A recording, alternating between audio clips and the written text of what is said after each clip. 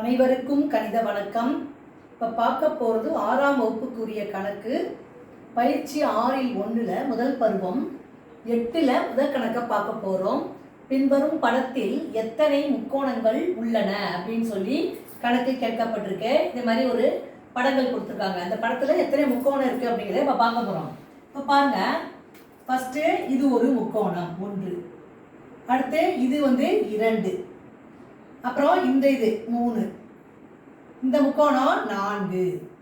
அடுத்து பாருங்க, இந்த இது மட்டும் பார்த்துக்கிறோம். இது 5வது முக்கோணம், இது 6, அப்புறம் இது 7வது முக்கோணம், இது 8 போட்டோம். அடுத்து பாருங்க, இது இந்த இதை மட்டும் பார்ப்போம். இந்த இது மட்டும் பார்த்தீங்கன்னா இது 9வது முக்கோணம்.